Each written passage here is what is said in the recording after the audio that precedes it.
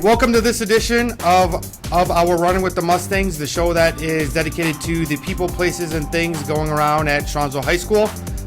It is our tournament edition of this show as we welcome some of our finest athletes in our swim program today. I'm joined by Owen and by Gwen, so thank you guys very much for joining me. As you guys are now, kind of looking forward towards your tournament season, for those that don't know, how intense is a training program for you guys as swimmers? Well, I'd say the pretty typical week involves 4 morning practices and 6 afternoon practices. So every Monday and Friday we have morning swim from 5:30 to 6:30. Tuesday, Thursday we lift from 6 to 7. And in the afternoons, practices are typically from 3 to 5 or 3 to 5:30. And then we have a 6:30 to 9 practice on Saturday. So with your schedule, how important and how, I guess, kind of challenging is it to balance your athletic with your academics? You need to make sure that you always are planning and you're scheduling, especially when you know you're having a meet, to prepare ahead or do stuff during the weekend, and then to also use your time at school wisely. Okay. So, kind of going back, Owen, to what you said, a lot of people don't know that after an intense meet on a Wednesday, you guys are in here early on Thursdays lifting. How important is rest for you guys as a swimming athlete and as a program to make sure that you are getting the proper rest, especially after an intense meet on a Wednesday and then back here on Thursday morning? I'd say rest is pretty important, but keeping up your strength is more important too. If we have a meet on the Wednesday night, we'll have more of a stretch out warm up on Thursday in the afternoon. But since we only have 2 lifts a week, we have to keep up our strength, and we can't take off too much rest after a meet. Otherwise, we'll have to build back up from the bottom. But it's always important, and especially with taper now, rest is major factor. It's really contributing to our personal best times. Sure. So I'll get to tapering in just a little bit. But for you, Gwen, how do you guys track your progress and your success throughout the season, whether that be during training or meets? At the beginning of the season, the girls and boys have separate goal meetings together, just like the teammates. And we have a poster of all of our team goals and then individuals, and we have those hanging up. So you can check them off as you go throughout the season. Sure. So as you guys kind of know, swimming, there's a team sport, but it's also more of yourselves. How do you guys mentally prepare for meets? And then what's a challenge that maybe mentally you guys have faced this year? I'd say one of the things we do is meditation, where it's just a group. We're all just laying down and we're focusing on ourselves, and we'll do visualization of before big meets, we had sectionals, we would visualize we were at CSU, what was it like at CSU, and just going off their blocks and what it was like being in their pool. When we're at a meet, we'll all huddle up and we'll talk to each other. And one of our biggest driving factors that we try to put emphasis on is just getting behind each other and cheering for each other. Making sure everyone's doing something, no one's sitting around doing nothing. So, group motivation is always something we strive for. Sure.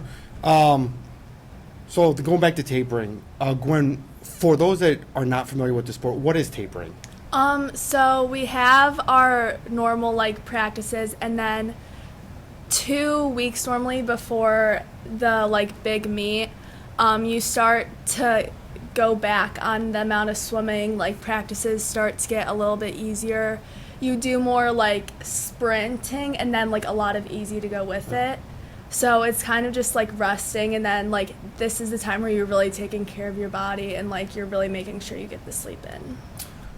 So how does tapering affect a student athlete's performance? Is it that it makes your legs more restful, more stronger? Just, what are the benefits of it? I'd say probably with your times is shown through the most. My freshman year, I remember I started the 500 at a 5:30, and at the end of the season I went a 4:58. And for swim, once you drop more time, it's more hard to do that because there's only so much you can do. But we saw at our sectionals meet last Saturday, almost everyone had a personal best. So the resting of your body, it prepares you more for the meet, and it's a different kind of meet than what you're normally used to with like the dual meets. So you're way more prepared, and your body's way more well rested, and you're able to just get those best times better. Sure. So looking forward now, Gwen, what are some advice tips that you would give to maybe some younger swimmers that are maybe just starting their high school swim careers? To make sure that you're not getting like too hooked on your times because you have so many meets. Like it's impossible to drop every time. And also just like leaning on each other for support, especially during meets, and making sure that like you're cheering and like having high energy, because then you'll have like your mind to get off of like the actual swimming part. As soon as we get back, we will talk to some more of our talented swimmers in just a moment.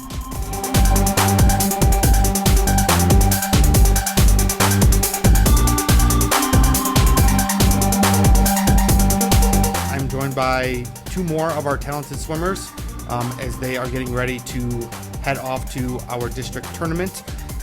So first, I thank you, Megan and Maddie, for your time. Megan, are there any specific drills that you find kind of the most, kind of beneficial for you as a swimmer? As we talked to Gwen and Owen, they kind of gave us the input of stuff that they kind of believe in. Is there anything that benefits you personally? At the beginning of the season, our coach worked with the entire team on our underwater dolphin kicks, which benefited the whole team greatly. We practiced those every day for about like 2 weeks. We do it at the beginning of practice, and it was just that repetition of doing it over and over again that it became instinct to us, and it helped us greatly during practices and competitions. Maddie, what role does your strength training play as a swimmer? As we heard, a lot of time is spent, as a program in the weight room. So what does that help you guys develop as, swimmers? Yeah, for sure. So the weight room just helps us build more strength all throughout our whole body and gives us opportunity to work more specific muscles, because obviously swimming is a ton of repetition, so we don't really get the chance to do like full body, like in-depth muscle training. So the weight room just allows us to really focus in on certain places based on the day, and just gives us the opportunity to get stronger. Sure. So Megan, has there been a challenge that you have faced this year, either as a swimmer on your own or as a team, that you have noticed has been a really big challenge that you guys were able to, to kind of work through the season? I'd say one of my own personal challenges would be 2100s all out. It's a challenge every year. We do it every year. But I started on JV my first 2 years, and we didn't do 2100s, so moving up to varsity was amazing for me, but then I was really scared to do 2100s, and off the first 5, you're struggling, the whole team struggles with it, and then you just have to keep pushing yourself for the next 15. But afterwards, it's just like this feeling of accomplishment that you finished it and that you were actually able to get through it. It's a great feeling to finish that set. Sure. So Maddie, talk about tapering. Okay, we, as we heard from Gwen and from Owen, that's a huge part of your team leading into the district tournaments. How are you guys feeling physically and mentally during tapering, and then afterwards, when you actually get to compete? Yeah, so tapering is truly amazing because you can just feel yourself slowly starting to physically recover. We don't walk up the stairs and be sore anymore. We just feel ourselves getting stronger because our muscles are fully able to rebuild, and we feel great in the water. And mentally, it just allows us to refocus on our goals and re-engage with the water and really feel what we're doing to feel our best and fastest when we're swimming. And so this just really helps going into our meets because you just feel at your best and super refreshed and recharged and ready to go. So.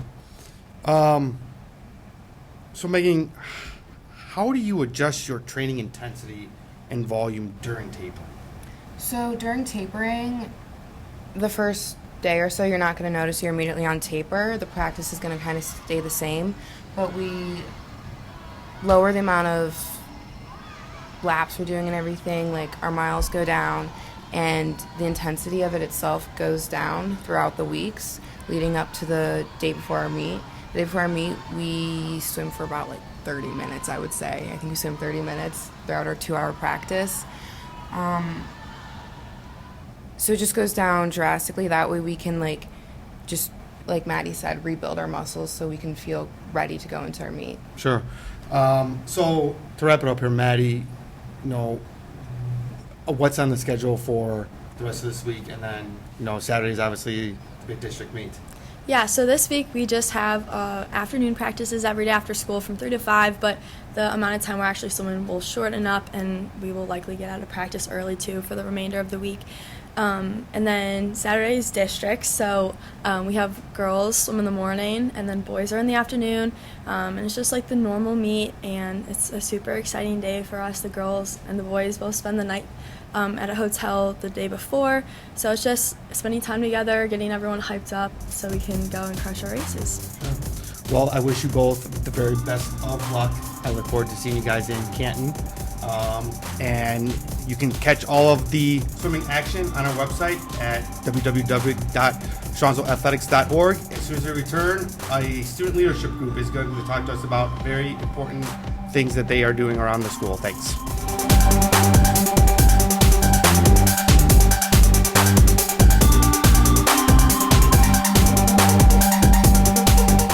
Alrighty, welcome back to the second half of our show of Run with the Mustangs, the show that is dedicated to the people, places, and things going on at Strongsville High School. I now am joined by several students who are part of a leadership program that has been around Strongsville High School now for probably the last 4 or 5 years.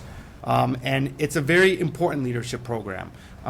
It is something that is going to grow students from a leadership perspective, but I will let them speak more about that. So welcome, Gabby. Welcome, Amanda. Thank you very much for joining me. Thank you. So as you guys are now involved, kind of head on, this is week 3, I think. So what is Student Visionaries of the Year program? Student Visionaries of the Year is where students all across Ohio from schools, they come together to help raise money for Leukemia Lymphoma Society. So we have a 7-week campaign from January 18th to March 8th where we do fundraisers, we put out our links, we have campaigns just to reach out to people who will try to raise money for our campaign. Okay. So Gabby, what is your role within the Student Visionaries of the Year program? Honestly, I feel like our role is to spread positivity and just try to make awareness for blood cancers, specifically kids with blood cancers. That's what we chose. Just trying to make sure they know why we're doing this. And we personally chose the mission pillar of supporting families. So then, all this money that gets donated to our campaign, personally, the Strongsville ones, will get donated back to them to keep their lights on while their kids are going through these diseases. Sure. So, as you kind of hit on it, Amanda, this is a 7-week campaign. It started on the 18th of January and goes through March 8th. So what exciting things are you guys doing during that time that is going to help you guys? Some of our things that we did was we did Duel at the School with the wrestling where we sold the tickets and 50% went to wrestling, 50% went to us. And we did the Mustang Bowl for the middle school where they came up to the high school, and we sold concessions. We had crumble, we had chips and stuff. That was really it. Okay. And then just highlight a big event coming up next Tuesday versus our rival. So Yes. Go ahead and touch on that. We're doing the Red Out game. So basically, it's just going to be a huge sea of red in the Strongsville student section. We're going to have different events like raffle baskets, chuck-a-duck, and we're going to have some people who have dealt with the cancers before to speak and talk about their story as well, so everyone gets a good grasp of what we're dealing with. Sure. So for those people that, are maybe viewing this, how can they get involved and help, maybe not only you guys, but maybe other people that are going through this? Well, we did put out a bunch of links for our stuff, and if they look up Leukemia Lymphoma Society, they have big websites that we look at and people can look at, and they can get connected as they can look through what LLS is for, what they do, the things they have set for these patients and how they help them. And they have links and stuff, and the students across Ohio also have links, QR codes that everyone can donate to. So Gabby, why did you guys personally get involved, with this program? What inspired you to want to be part of this? Of course we thought it was a really good cause, but I thought about personally, we had a friend whose, I think, daughter had blood cancer, and they really struggled to like just continue like day-to-day lives with their other children as well, and like just seeing how that affected their kids and affected their whole family, it really touched my heart. And I know Amanda had blood. What was it? Your grandma, I think. Mm-hmm. Your grandma had blood cancer as well, and I think just seeing how that affects people just really inspired us to try to make a change. Yeah. So you guys kind of touched on it. A very busy 7 weeks for you guys. How are you guys managing doing all this on top of keeping up with your schoolwork, on top of cheerleading? So kind of just talk about how you have been able to manage and balance. I'm assuming it's not just you two doing this. Oh, That there's a definitely. team. Yeah. I feel like we have a group chat of all of us where we have to like put out certain informations, and we have to like keep reminding each other constantly, like we have this event coming up and we have this event coming up, and we just have to like keep like a strict calendar of like the events we have planned to make sure that we don't like schedule a bunch of things at one time. So we have to keep like a strict schedule and like a set calendar of the things that we're doing. Yeah. Sure. We also have a really good team. Like our parents are really involved, my mom's really involved, and we have a really good team of students who are like really motivated to make a change as well. We're really grateful for them. Sure. So, kind of my last question is, what do you guys both personally hope to gain from being part of this program, maybe moving forward? Honestly, I just hope that we make a difference within like the Strongsville community, and so then like Students Forward are able to like talk about like how, or like not even talk about, like Students Forward have like more awareness to like build off of, because I know most like high schools are just now starting this program, I'm pretty sure, especially Strongsville. So I just hope it's like just as known as like other societies as well, and it's a big deal. Sure.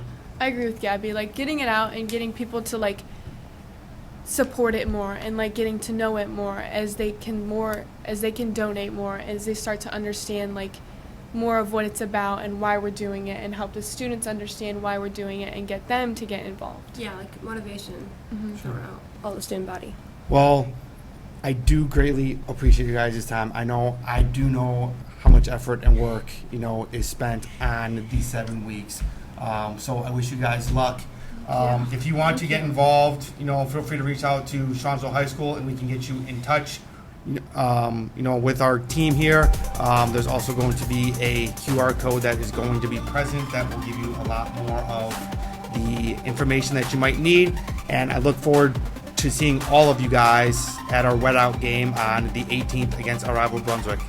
I thank you guys again, and I thank you guys for viewing, and we will be back next time. Thank you.